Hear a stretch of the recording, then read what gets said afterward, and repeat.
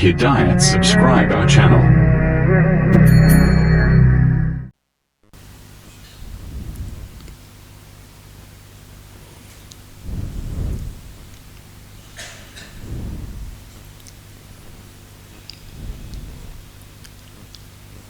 الحمد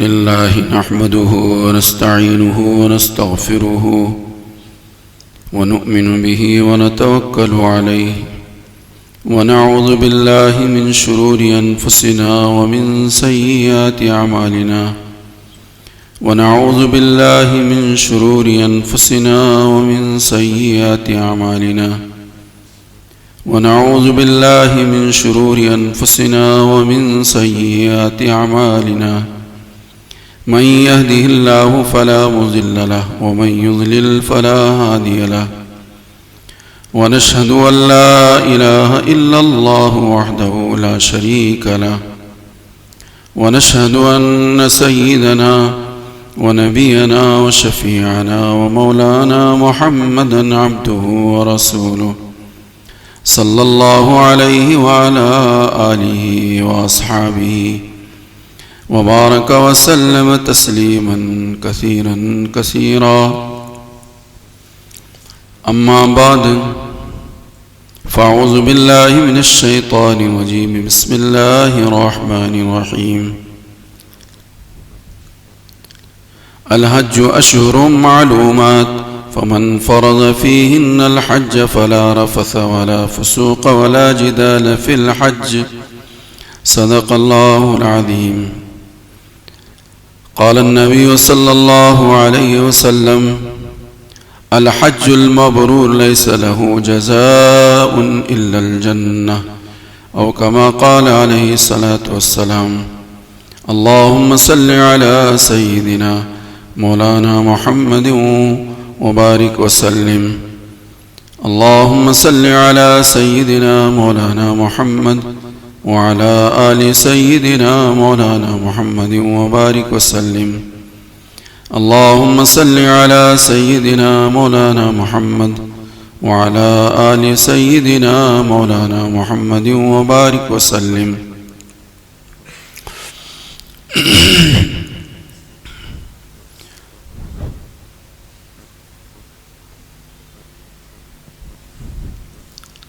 بزرگان محترم، عزیزان گرامی، دوست اور عزیز ساتھیو،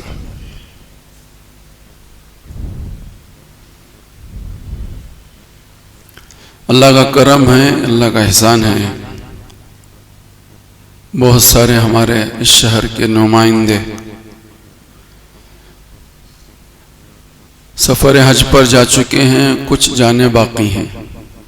اللہ سب جانے والوں کے حج کو قبول فرمائے اور ان کی دعاؤں میں ہمارا بھی حصہ متعین فرمائے۔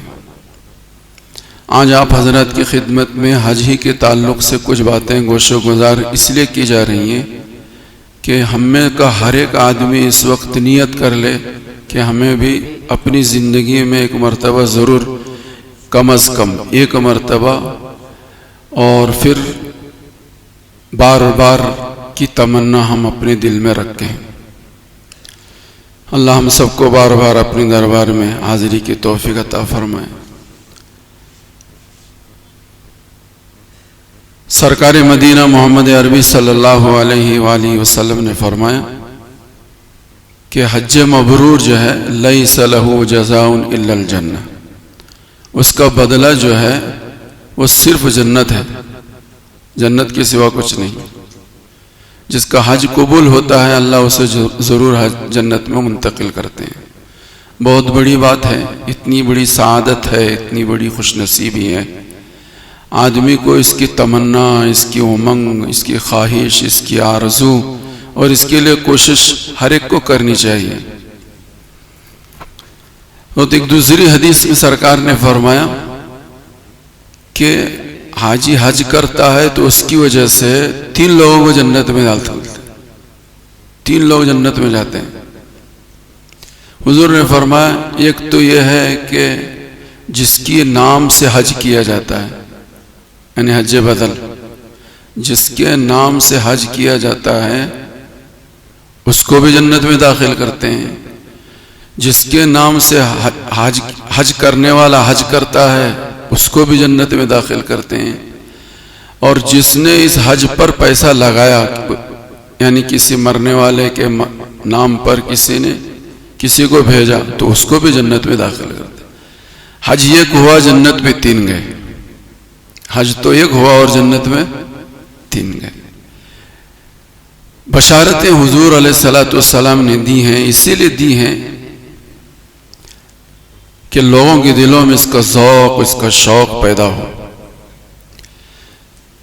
تاریخ کی کتابوں میں لکھا ہو، ماضی قریب کے اندر یمن کا ایک حاجی حج پہ پہنچا جس کی عمر تھی 120 سال۔ 120 سال۔ تو سعودی اخباروں کے اندر اس کی تصویر بھی چھپی اور اس کی عمر اور اس کی پوری زندگی گزری کہ اس 120 سال کے بزرگ آدمی نے 20 سال کی عمر سے حج کرنا شروع کر دیا۔ اس کی زندگی کے 20 سال ہوئے تھے، اس وقت سے وہ حج کرنا شروع کر دیا اور ہر سال حج کو گئے۔ کتنے حج ہو گئے؟ دنیا میں کیسے کیسے لوگ ہیں۔ یہ ذوق کی، شوق کی، تمنا اور امنگ کی بات ہے۔ زندگی کے 20 سال سے وہ حج کر رہا تھا اور ہر سال حج کر رہا تھا۔ اب اس کی عمر کتنی ہوئی تھی؟ 120 سال، یعنی 100 حج کی۔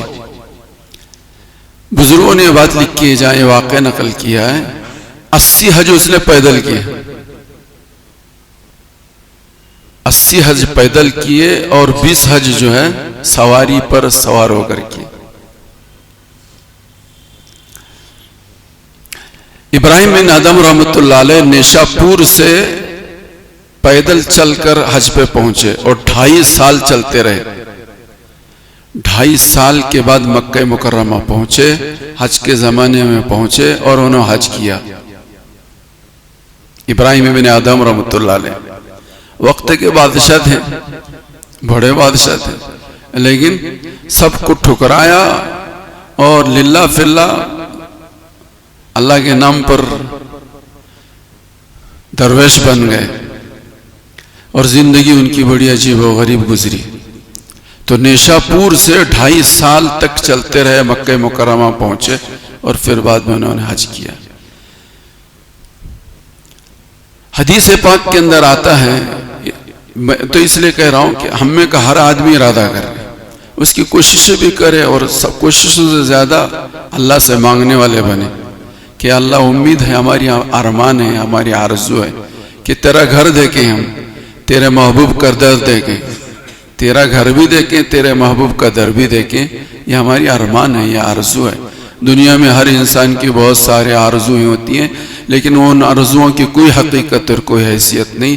آرزو ہو کسی بندے مومن کی تو یہ ہو، بندے مومن کی یہ ہو۔ ایسے لوگ بھی دنیا میں گزرے ہیں کہ ہر قدم پر انہوں نے 2 رکعت نفل نماز پڑھی، پیدل حج پہ چلے، پیدل حج پہ چلے، ایک قدم بڑھایا، 2 رکعت نماز پڑھی اور اللہ سے مانگا، اور حرم محترم میں پہنچ کر انہوں نے کہا، یا اللہ، سب تو سواریوں پر سوارا ہو کر آئے، لیکن میں تو آنکھوں کے پلکوں کے بل تیرے دربار میں حاضر ہوا ہوں۔ ایسے لوگ بھی اللہ کے دنیا میں ایسے لوگ بھی گزرے ہیں۔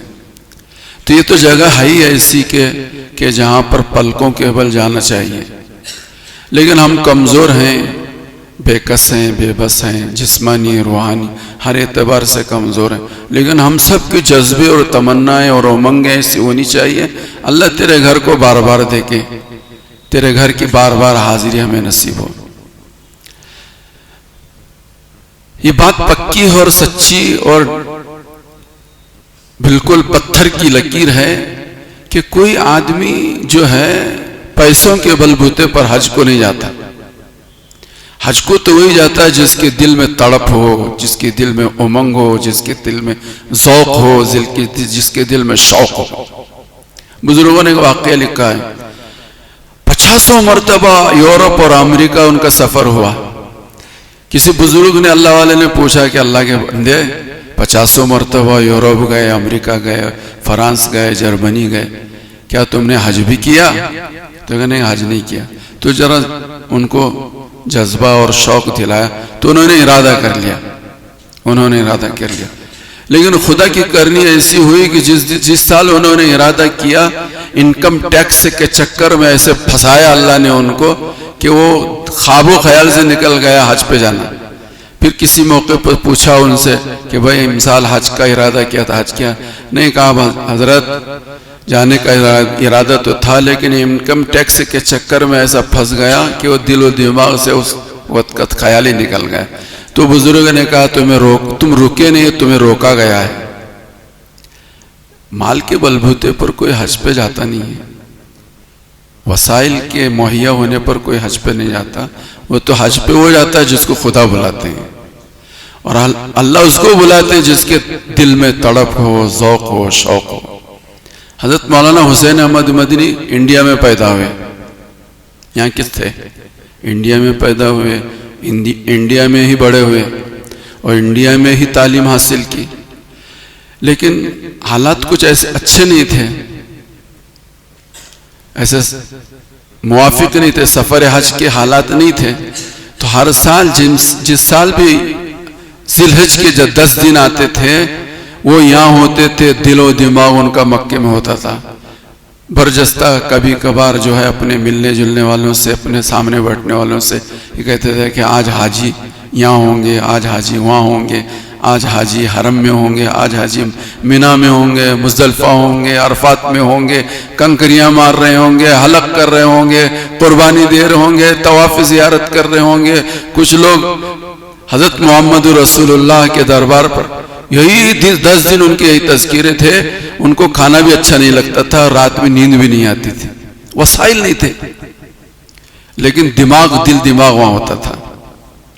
اللہ نے ایسے وسائل پیدا کر دیا، ایسے وسائل پیدا کر دیا، اس جذبے پر، اس شوق پر کہ 17 سال تک حرم محترم میں بیٹھ کر حدیث کا درس دیا، 17 سال۔ اور آج ان کو کوئی مولانا حسین احمد کے نام سے یاد نہیں کرتا، کوئی پہچانتا نہیں۔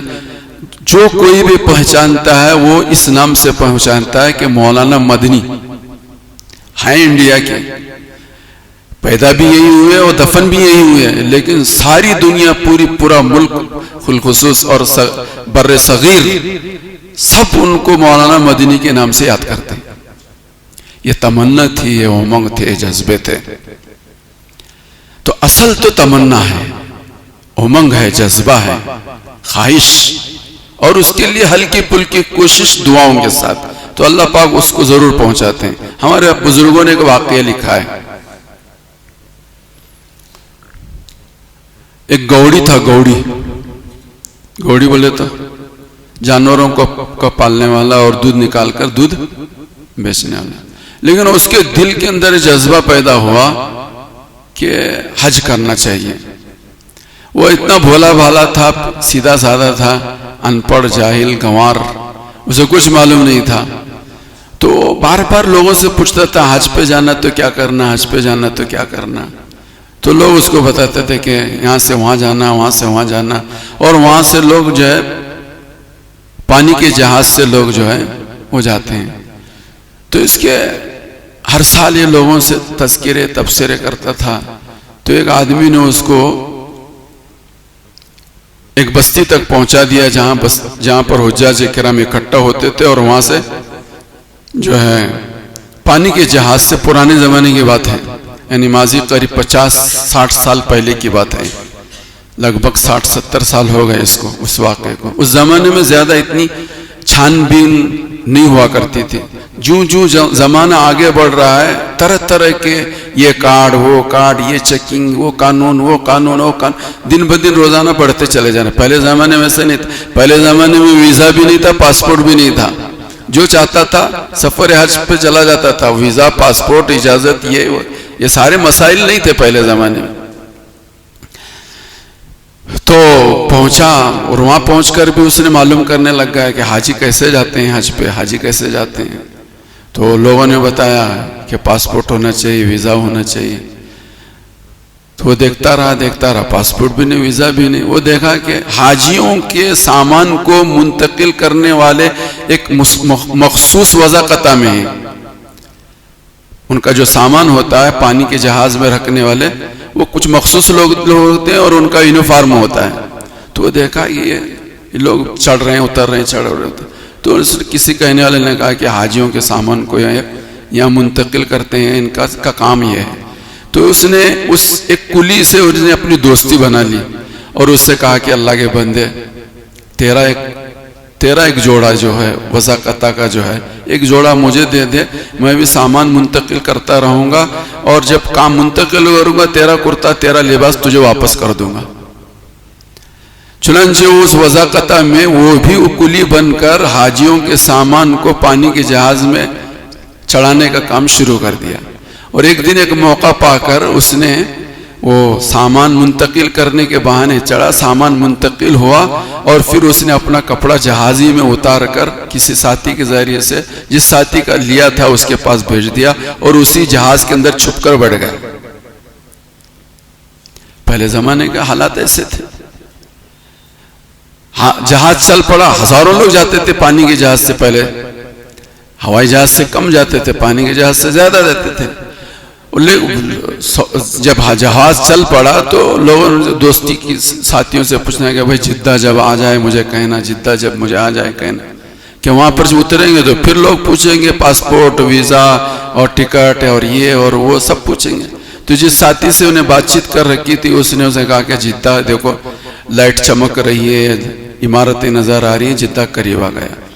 جہاز لنگر ہونے والا تھا پلیٹ فارم پر، فوراً وہ اوپر چڑھا اور وہیں سے اس نے سمندر میں چھلانگ لگائی. اس کو تیرنا اورنا نہیں آتا تھا، لیکن خدا کے نام پر اللہ تیرے حوالے میں یہ کہہ کر اس نے چھلانگ لگائی، ہاتھ پیر چلانے شروع کر دیے اور موجوں نے اسے سمندر کے کنارے ڈال دیا. جب سمندر کے کنارے پڑا تو آدھا ہوش میں تھا، آدھا بے ہوش تھا. کچھ پانی اندر تھا اور کچھ کا پانی اس کے باہر تھا، مدہوش تھا. رات کی اندھیرا تھا. اسی اندھیرے میں وہ سمندر کے کنارے پر گیا، سوچتا رہا، پڑا رہا وہیں پر. اچانک دیکھتا کیا ہے کہ سمندر کے کنارے باڑ لگی ہوئی ہے، گیٹ سارے بند ہے، پانی کا جہاز وہاں جاتا.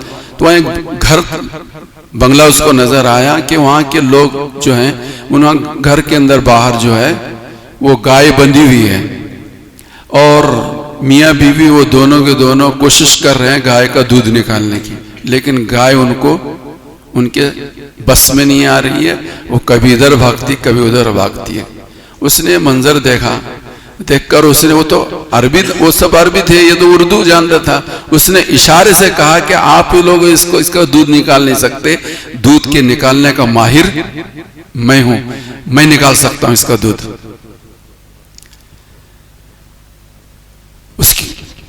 وہ بڑا ڈائریکٹر آفیسر قسم کا آدمی تھا. اس کی گھر والی نے اس کو اندر بلایا اور پھر اس سے دودھ نکالوایا. تو 7-8 لیٹر دودھ نکالا اس نے.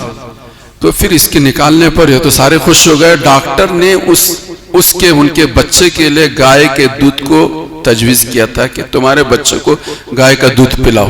وہ پریشان تھے گائے کے دودھ کے نہ نکلنے کی وجہ سے نکالنے. اس نے ان کو ایک آدمی مل گیا. تو انہوں نے کہا کہ بھائی تو ہمارے یہاں رہے گا. اب اس نے کہا کہ مجھے حج کرنا ہے. وہ کہتے تھے کہ تو یہیں رہنا ہے. وہ کہتا تھا کہ مجھے حج کرنا ہے. وہ کہتے تھے کہ تجھے یہیں رہنا ہے. وہ کہتا تھا کہ مجھے حج کرنا ہے. مختصر یہ کہ انہوں نے اس کو ایک گھر بھی دیا، گاڑی بھی دی اور ڈرائیور بھی دیا. اور پھر اس گوڑی کے گھر والے جو ہمارے ملک کے اندر تھے ان کے سارے گھر والوں کو انہوں نے اپنے یہاں بلا لیا اور برابر وہ مستقل جو ہے وہیں رہا. وہ کام وہی کرتا رہا. ہر سال حج کرتا رہا اور حاجی بن گیا. وہ اکیلا نہیں بنا، اس کے گھر کے کئی لوگ حاجی بن گئے. میرے بھائیوں، بزرگوں، دوستو، اصل چیز تمنا ہے، ذوق ہے، شوق ہے. آدمی مال کے بلبوتے پر کوئی حج نہیں کرتا. اس کے لیے ضروری ہے کہ ہم سب ارادہ کریں, نیتیں کریں کہ انشاءاللہ موت سے پہلے ضرور ہم اللہ کا گھر دیکھیں گے. تو ماشاءاللہ بہت سارے ہمارے احباب چلے گئے, کچھ لوگ جانے والے ہیں. اللہ ان سب کی سفر حج کو قبول کرے. علماء نے بات لکھی ہے, بزرگوں نے ہماری بات لکھی ہے کہ در حقیقت جن کے اوپر حج فرض ہو جائے اور وہ حج نہ کرے, حضور نے فرمایا کہ جس کے پاس توشہ ہو, سواری کا انتظام ہو اور حج فرض ہو چکا اور پھر بھی حج نہ کرے, فلا علیہ ان یموت یہودیا او نصرانیا, تو کوئی فرق نہیں ہے کہ وہ آدمی یہودی ہو کر مرے یا نصرانی ہو کر مرے. یعنی وہ آدمی جس پر حج فرض تھا اور پھر بھی حج نہ کیا, تو ممکن ہے, بہت قریب اللہ میری تمہاری سب کی حفاظت فرمائے, وہ آدمی یا تو یہودی ہو کر مرے گا یا تو نصرانی ہو کر مرے گا. حج کے فرض ہونے کے باوجود اس نے حج نہیں کیا, یا تو یہودی ہو کر مرے گا یا پھر نصرانی. عیسائیوں کی یہاں اور یہودیوں کی یہاں حج نہیں, نماز ہے. ان کے یہاں نماز ہے, یہودیوں کے یہاں بھی نماز ہے اور عیسائیوں کے یہاں بھی نماز ہے. اور کافر اور مشرکوں کے یہاں حج ہے, نماز نہیں ہے. کافر اور مشرکوں کے یہاں, حضور کے زمانے میں بھی کفار مکہ, مشرکین مکہ حج کرتے تھے, حج ہے ان کے یہاں. یہودیوں کے یہاں اور نصرانیوں کے یہاں حج نہیں ہے. تو حضور علیہ السلام نے وعید سنائی کہ حج فرض ہونے کے باوجود کوئی حج نہیں کرتا ہے, تو ممکن ہے, بہت ممکن ہے, اللہ میری تمہاری سب کی حفاظت فرمائے کہ وہ آدمی جو ہے یہودی ہو کر بنے گا یا نصرانی ہو کر بنے گا. تو میرے بھائیوں, بزرگوں, دوستو, چاہے ہمارے اوپر حج فرض ہو یا نہ ہو, ہم سب کے جذبے اور تمنا اور امنگ اور خواہش اور جذبے یہ ہونی چاہیے کہ ہم اللہ کے گھر کو دیکھیں اور بار بار دیکھیں, بار بار وہاں کی حاضری دیں. عمرے کے بہانے سے یا حج کے بہانے سے ہم جاتے رہیں. علماء نے بات لکھی ہے, در حقیقت سفر حج جو ہے وہ آخرت کے مناظر اور وہاں کے احوال کا اس کی ایک منظر کشی ہے. آدمی گھر سے نکلتا ہے, لوگ رخصت کرنے والے, کچھ لوگ وہاں تک جاتے ہیں, کچھ جنازے میں شریک ہوتے ہیں, کچھ تدفین میں شریک ہوتے ہیں, کچھ بہت تدفین کے بعد وہاں کھڑے رہتے ہیں. فرمائے کہ بالکل حاجی جب سفر حج پر نکلتا ہے تو یہی اس کی منظر کشی ہے. کچھ لوگ جو ہیں وہ گھر پہ ملنے جاتے ہیں, اور کچھ لوگ بس اڈے تک جاتے ہیں, اور کچھ لوگ ایئرپورٹ تک جاتے ہیں, اور پھر سارے کے سارے لوگ واپس آتے ہیں. فرمایا کہ بالکل انسان کی موت کے وقت یہی ہوتا ہے کہ کچھ لوگ انتقال کی خبر پاتے ہی ان کے گھر پر پہنچتے ہیں اور ان کی تعزیت کر کے واپس آ جاتے ہیں. کچھ لوگ وہ ہوتے ہیں کہ جو نہلانے اور دھلانے میں شریک رہتے ہیں, کچھ لوگ وہ ہوتے ہیں جو نماز جنازہ میں شریک ہوتے ہیں, کچھ لوگ وہ ہوتے ہیں جو تدفین میں شریک ہوتے ہیں, اور باقی سارے سب لوگ تدفین کے بعد اپنے اپنے گھر آ کر اپنے اپنے کاروبار میں, اپنے اپنے مشاغل میں مشغول ہو جاتے ہیں. بالکل سفر حج پہ جانے والا آدمی, اس کے دل و دماغ میں تصور ہونا چاہیے کہ بالکل بھی نہیں, میری زندگی کے آخری لمحوں میں میرے ساتھ یہی ہونے والا ہے. کچھ لوگ گھر پہ آئیں گے, کچھ لوگ بس تک آئیں گے, کچھ لوگ ایئرپورٹ تک آئیں گے, ختم.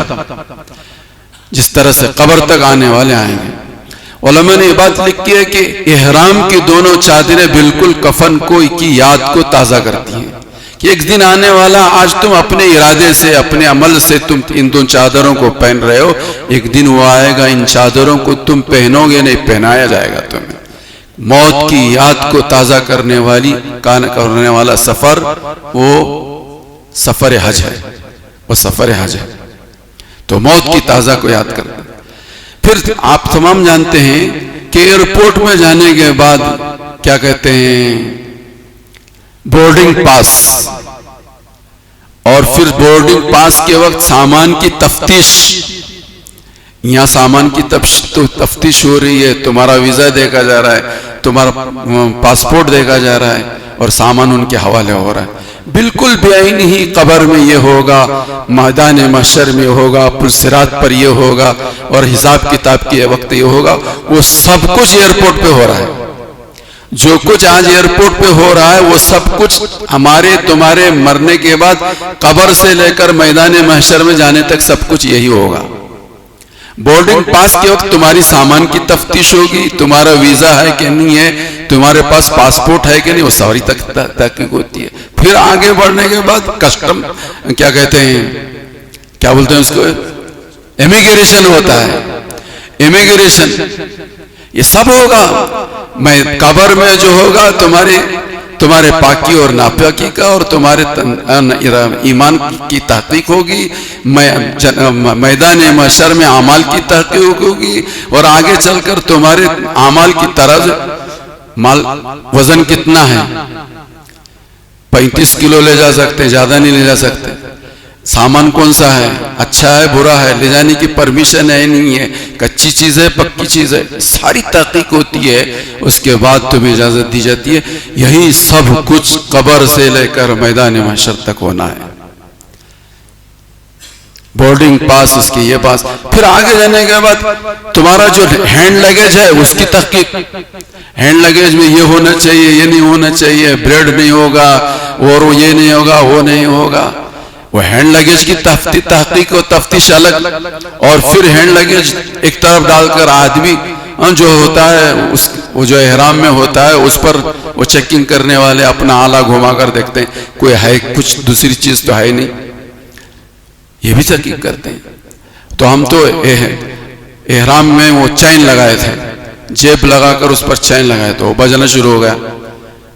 کیا ہے تمہارے پاس؟ بھائی کچھ نہیں ہے. بھائی نہیں، کیا ہے تمہارے پاس؟ ارے کچھ نہیں ہے. تو کیا ہے؟ تو بولے دیکھا چین ہے تو وہ بج رہی ہے.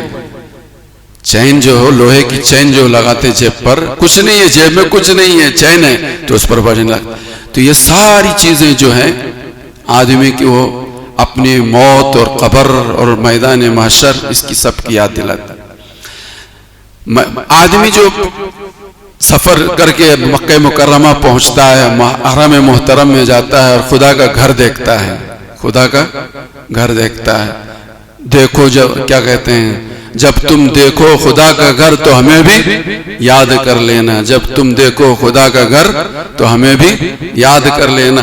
تو میرے بھائیو بزرگوں دوستو، جب آدمی خانہ کعبہ میں پہنچتا ہے اور خدا کا گھر دیکھتا ہے تو در حقیقت ایک موقع آنے والا ہے، ایک مرحلہ آنے والا ہے کہ ہم سب میدان محشر میں اپنی ساری کارروائی کی مکمل کرنے کے بعد جنت میں جائیں گے، اور خدا کا گھر آج دیکھنے والے ضرور کل خدا کو دیکھیں گے. اور سب سے بڑی نعمت جو جنت میں ہے وہ خدا کا دیدار ہے. تو آج حاجی جو مکہ مکرمہ جا کر خانہ کعبہ دیکھ رہا ہے، اس کو اس وقت اس کا تصور ہونا چاہیے کہ آج تیرا گھر دیکھ رہا ہوں، کل قیامت کے دن اللہ اس گھر کے مالک کو دیکھوں گا. اور طواف کرنا، یہ عرش معلیٰ کے اندر، عرش معلیٰ پر جو فرشتے جو طواف کر رہے ہیں اس کی مثال ہے. کوئی ان فرشتے جو عرش معلیٰ پر طواف کر رہے ہیں، ہم انسان جو ہیں خانہ کعبہ کا طواف کر رہے ہیں. صفا و مروہ کے صحیح میدان محشر کے اندر کبھی یہاں کبھی وہاں، کبھی یہاں کبھی وہاں، انسان کا در بدر بھاگنا چلنا پھرنا، یہ طواف صحیح اور کیا کہتے ہیں صفا اور مروہ پر بھاگنا، یہ قیامت کے منظر کی منظر کشی ہے. کبھی حضرت آدم کے پاس جائیں گے لوگ کہ اللہ کے آپ کو اللہ نے اپنے ہاتھوں سے بنائے، سفارش کیجئے کہ ہمارا حساب کتاب سے ہو جائے، جنت میں تو جنت میں، جہنم میں تو جہنم میں چلا جائے، حساب شروع ہو جائے. حضرت آدم کے پاس جائیں گے، نوح کے پاس جائیں گے، ابراہیم کے پاس جائیں گے علیہم السلام، حضرت نوح، حضرت عیسیٰ اور اسماعیل، پتہ کتنے نبیوں کے پاس جائیں گے. یہ جانا آنا یہاں سے وہاں، وہاں سے وہاں، وہاں سے وہاں، یہ ساری منظر کشی ہے صفا اور مروہ کی. کبھی صفا پر، کبھی مروہ پر، کبھی صفا پر، کبھی مروہ پر، یہ چکر لگانا در حقیقت میدان محشر میں انسان کے یہاں وہاں بھاگنے کی منظر کشی ہے. علماء نے یہ بات لکھی ہے کہ میدان عرفات، یہ میدان عرفات وہ میدان ہے کہ جہاں پر حضرت آدم علیہ السلام کی پشت سے ساری روحوں کو، قیامت تک کے آنے والے انسانوں کی روحوں کو اللہ پاک نے میدان عرفات میں اکٹھا کیا تھا اور پوچھا تھا الست بربکم، کیا میں تمہارا رب نہیں ہوں؟ سارے ادھر والے بھی، ادھر والے بھی، ادھر والے بھی، سب نے کہا تھا قالوا بلا، کیوں نہیں، آپ ہی ہمارے رب ہیں. یہ میدان عرفات میں ہر ایک آدمی نے اللہ سے یہ کہا تھا، اللہ نے پوچھا تھا کیا میں تمہارا رب نہیں ہوں؟ تو سب نے یہ کہا تھا آپ ہی ہمارے رب ہیں، قالوا بلا. تو یہ عرفات کا میدان جو ہے وہ عہد الست کو یاد کرنے کا میدان ہے کیا؟ میں نے جو عہد الست میں یعنی جس وقت اللہ نے پوچھا تھا اس وقت کہا تھا آپ ہی ہمارے رب ہیں، آدمی کو حاجی کو وہاں جا کر سوچنا چاہیے کیا میں نے اپنے رب کو رب مان کر دنیا میں زندگی گزارا، یا اپنی ملازمت کو، اپنی دکان کو، اپنی تجارت کو، اپنے کاروبار کو رب مان کر اس سے پلتا ہوں، اس سے پلتا ہوں، اس سے پلتا ہوں، یہ تصور کے ساتھ میں نے زندگی گزارا، یا اللہ تجھے رب مان کر اپنی زندگی گزارا؟ اس کو یاد کرنے کی جگہ میدان عرفات ہے، میدان عرفات ہے۔ تو میرے بھائیوں، بزرگوں، دوستوں، در حقیقت یہ میدان جو ہے، سفر جو ہے، وہ احوال آخرت کی ایک منظر کشی ہے، احوال آخرت کی ایک منظر کشی ہے۔ آدمی سفر کرے، احوال آخرت کا منظر اپنے دل و دماغ میں اس کو مضبوط کرے، مستحکم کرے، اور پھر اس کی زندگیاں نمایاں اور تبدیلیاں آتی ہیں۔ اللہ مجھے بھی اور آپ کو بھی، سب کو بھی بار بار اللہ اپنے گھر کی حاضری کی توفیق نصیب فرمائے۔ اسی لیے حدیث پاک کے اندر آتا ہے کہ جو حاجی حج پہ جاتا ہے اور اس کا حج مقبول ہوتا ہے تو وہ ایسے ہی واپس آتا ہے جیسے کہ اس کی ماں نے اسے آج ہی جنم دیا ہے، آج ہی پیدا ہوا ہے، اس کے کاندھوں پر گناہوں کا بوجھ نہیں ہوتا، بالکل پاک صاف و شفاف ہو کر حاجی جو ہے حج سے واپس گھر آتا ہے۔ اللہ اور ہم سب کے لیے ذمہ داری، علماء نے بات لکھی ہے کہ یہ وہ کچھ فرمائش نہیں ہونی چاہیے، دو درخواستیں ضرور سفر حج پہ جانے والوں کے سامنے، دو درخواستیں مجھے اور آپ کو سب کو رکھنا ہے۔ کیا رکھنا ہے؟ ہر حاجی سے یہ کہو کہ اللہ کے بندے تم ایسے دربار میں جا رہے ہو کہ تمہاری کوئی اہمیت ہے، تمہاری کوئی وقات ہے، اللہ کے یہاں تمہاری عزت ہے، تمہارا میزبان اللہ ہے، تم اللہ کے مہمان ہو۔ میزبان کا اکرام، مہمان کا اکرام میزبان پر واجب ہے، مہمان کا اکرام میزبان پر واجب ہے، اور تمہارا اکرام یہ ہے کہ تم جو مانگو گے اللہ قبول کریں گے۔ تو ضرور تم ہمارے لیے مغفرت کی دعا مانگنا، ہمارے لیے مغفرت کی دعا مانگنا۔ تمہاری تو مغفرت ہوئی ہے، تمہاری تو مغفرت ہوئی ہے، ہماری لیے مغفرت کی تم دعا کرنا۔ ایک دعا ہر حج حاجی سے درخواست ہمیں اور آپ کو یہ کرنی چاہیے۔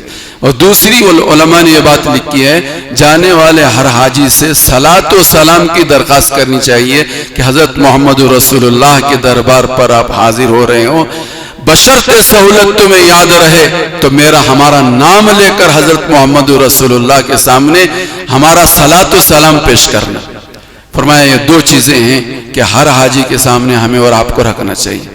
اللہ سے دعا ہے، حالات ملک کے نہیں پورے دنیا کے دیگر گو ہیں، اور ہمارے ملک کے حالات تو ابھی چند دنوں سے آپ سب سن رہے ہیں کہ کیا کہاں بلڈوزر چل رہا ہے، کہاں کن کے گھروں پر کیا ہو رہا ہے، کس کے ساتھ کیا، جن کی جان کے ساتھ کھلواڑ ہو رہا ہے۔